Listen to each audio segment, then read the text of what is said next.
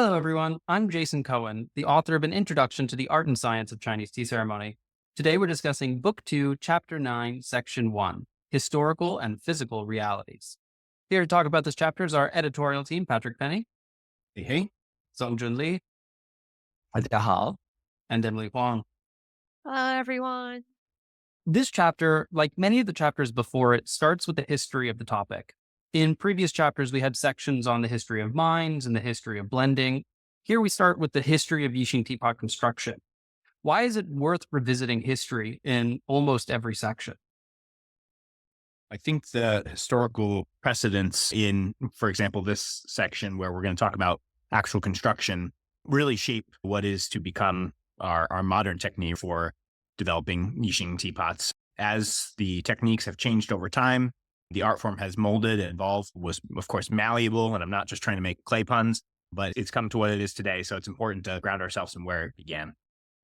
Yeah, Yixing is really a living art in the sense that it's constantly evolving. When you look back into the history, you can see a much clearer thread of how things are done today becomes the standard of art today, with the reference of how things gets done previously. I don't think you get to a Pollock or a Rothko without having like a Cezanne or we have these transitionary periods throughout history. And I think we need to hit all of them before getting to the modern style, because if you look at today's Yixing teapot, without having seen maybe where it came, it would almost be a mystery. How did these techniques develop if we didn't really understand the historical precedence of it? That's a really interesting comment. The devil's advocate position, so to speak, of that is that art was developed through punctuated equilibriums where there was revolutions, rebelling against schools, rebelling against stylistic constraints. And each subsequent movement in the art world was an attempt to differentiate themselves than the orthodoxy that had come before. Do we see that in Yixing, or is this much more of a slow, continuous development? Because that might be a very Western perspective in the each revolutionary school form of progression. I have a take, and I'd love to hear everyone else's. Jason, as we were in Yixing, I think we saw two very different schools of thought around Yixing. There was Yixing as a kind of a utilitarian where Yixing meant to be used for brewing tea or various other functions. And then there was Yixing as an art form. And I think probably Yixing as an art medium or an art material probably has had these ebbs and flows of rebellion and adoption. But Yixing as a ware, as we use really in tea ceremony, I don't know. I don't think we've seen this really strong push one way and then the pendulum swinging the other way, but maybe you've got some good examples of where we've seen that throughout history.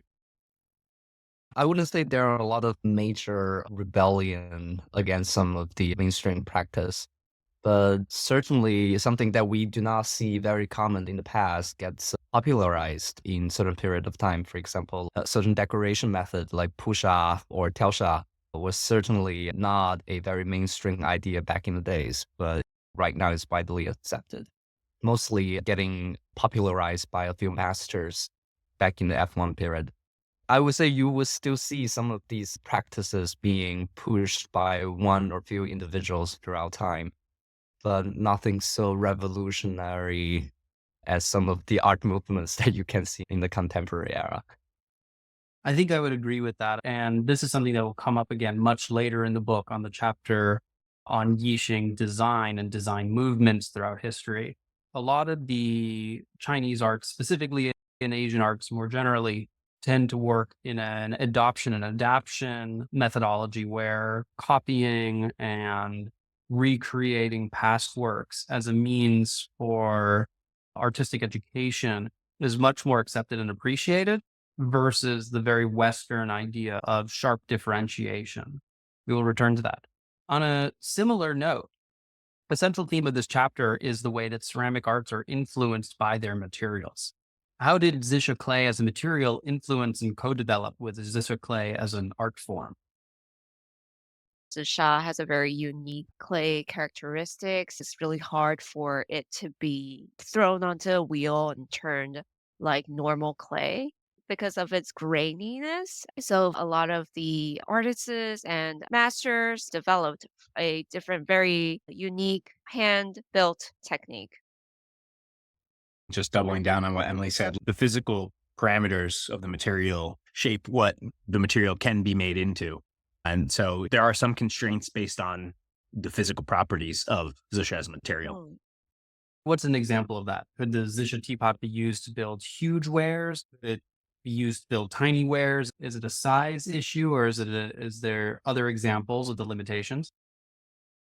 Oh, it's very difficult for people to use slurry molds on pure Zisha. You want had to add some additional ingredients to make the material more slurry to be used in slurry mode. And for some of the more grainy Zisha, because of the texture, it's very hard to do more refined or delicate design on the wares, making artists very difficult to render certain very stylish design that you can see in other ceramic art forms.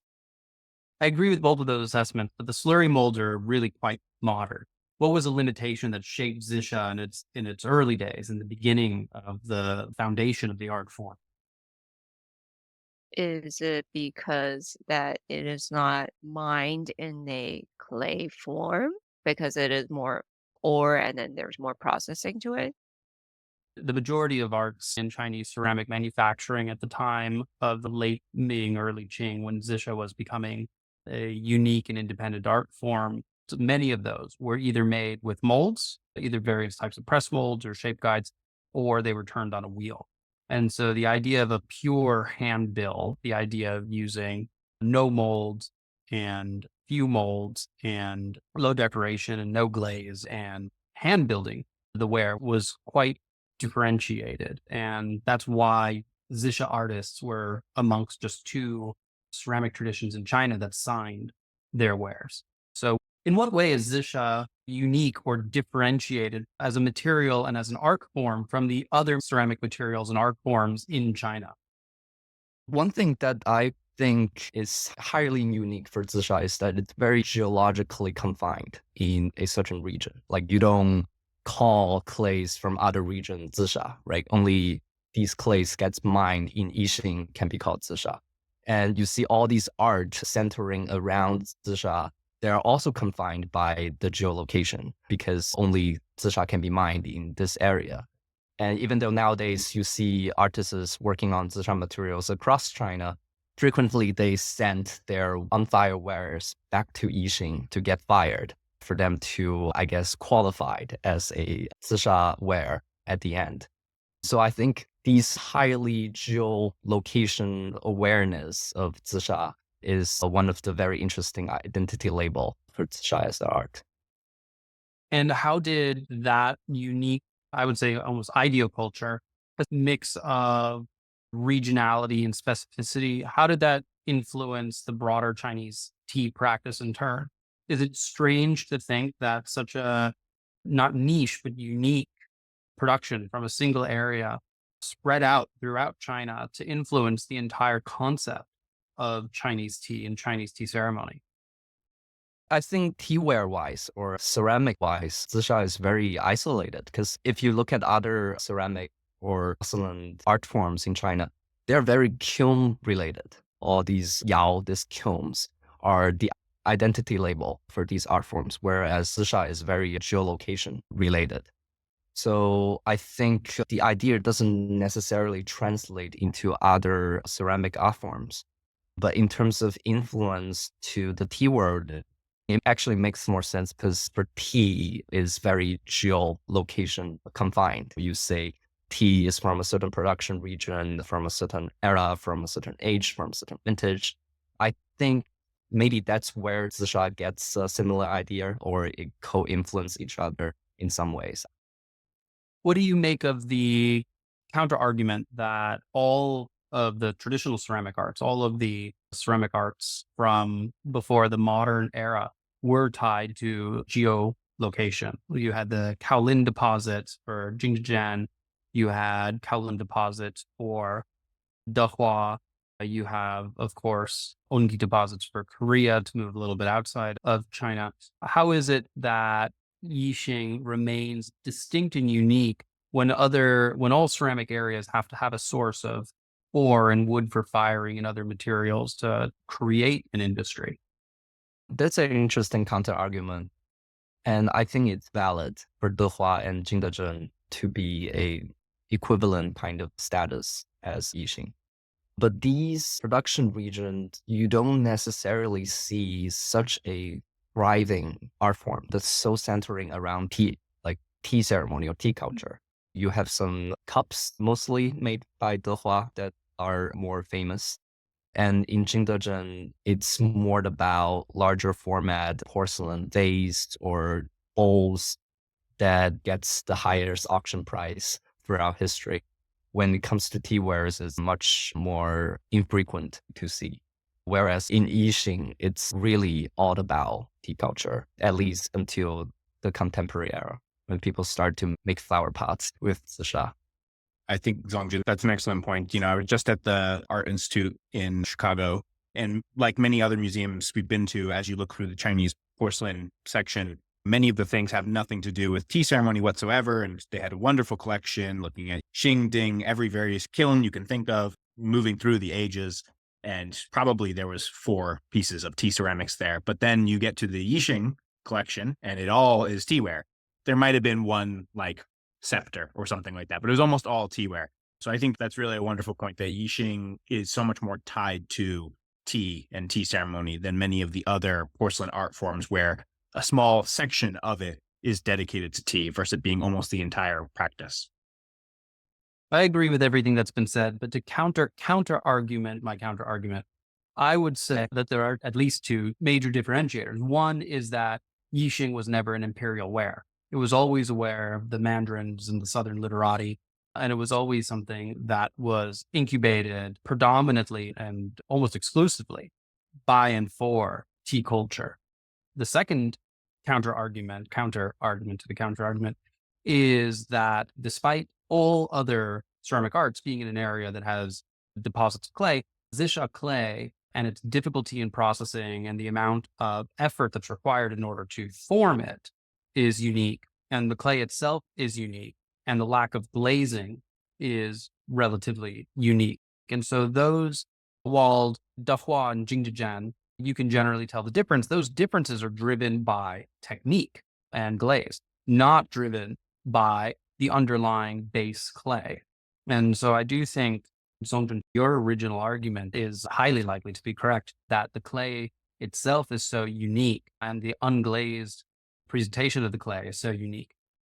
They say tea and Zisha, water and Zisha, the mother and father of tea. Turning now to construction techniques. How are Yixing teapots built? Yixing teapots are usually built in stages. As you build each piece, you're often not making just the spout, the handle, the lid. All of those are usually not one piece that is built and fit together immediately, but often built separately and slowly through various stages with certain tools or techniques added on to each other and fit to make sure that once fired, they're properly fitted. And often there is some use of things like shape guides, some wooden tools or paddles to help with incising, small cuts to help with adding something like a handle onto the body of a pot, and usually a little bit of some kind of like clay, water, slurry to help with all of that binding as well. So there are some tools and techniques, but generally things are made by hand out of a slab of clay and slowly added to each other. One interesting thing that you see in contemporary Yixing production is what people will call a semi-handmade teapot or 半手工壶. It's when you frequently see different parts of the teapot being made actually in different studios, like the knot of the lid or the handlebar or the body or the spout. They're all made in different studios. And then in one studio, they get assembled together in one piece, which is very interesting. I know you wanted to mention the knob lady. Yeah. Just by the Already- street side, actually hanging out, and you see all these cars parking in front of her store, and hand over some carefully wrapped package of clay, and she will turn that into designated design of the knob. Very street gangster style trading. Pat, you and I had the chance to make ceramic teawares in a few different places with a few different materials. We hand built teaware with ongi clay in Korea. We blocked carved raku clay in Japan, and we made Yixing teaware this most recent time in China. In your experience, what was the difference between the materials and the techniques needed to work with each of those materials? All vastly different. And I would say, obviously, all require a high level of skill that you will develop over time. But as a complete novice, I found Yixing to be of intermediate difficulty compared to the ones you've mentioned. But we also had many other opportunities in the US to do some clay work as well. The material was pretty moldable and pretty shapeable. It was not as crumbly as some other materials we've worked with, did not dry out quite as fast. That being said, the things I made looked horrible. That's just my take. But particularly comparing against ongi, I found ongi so far to be the most difficult thing we've ever worked with. Yixing, I feel like I achieved something of a shape that is almost recognizable when working with it. I think I agree, ongi being the most difficult, but despite that, that's where my best piece was made. You also spent about 8 hours trying to make a piece. I think we spent maybe an hour and a half on Yixing ware. That's true. We got less time with Yixing. I agree, my Yixing pieces did not turn out beautiful. But what about Zongjun? You were with us when we were making Yixing. What did you find? How did it compare versus other ceramic arts that you've experienced? Yeah, I've also worked with some of the ongi materials back in Korea with Master Entity Song. I would say from a beginner standpoint, Yixing is certainly easier to manipulate in a sense that it follows your direction, your hand movements mostly. It will remain a shape when you push them or press them. Whereas for ongi material, it's way too slurry. Really need to use a lot of technique to have it stand on its own. I think your Yixing looked the best out of the three of us. I had most modest ambition to just make a simple cup, whereas Jason was trying to make a flower vase, which is much more challenging. You know what I really think it was? I think you were getting direct instruction in Chinese. And I think you were purposely translating poorly for Jason and I. Sabotage. Sabotage. I think the other thing about some of the variations in ceramics arts that we've seen, particularly in, I would say maybe Korea being the most, I don't know, the rustic is the word that comes to mind, but the least tool-based, the least industrialized. And I think the clay reflected that it was nearly totally unprocessed clay. It doesn't start as ore, it's just clay in the ground. Whereas Yixing has, particularly the Yixing, we were working with our contacts there, were traditionally refined, but highly traditionally refined. They were very well made, well aged Zisha material. I think Zisha, while it strives for some degree of rusticity, when compared to some other art forms, is truly much more refined. Thank you, everyone, for joining us in this edition of Tea Technique Editorial Conversations. Please join us again for our next conversation, The Tools of Yixing Zisha Construction.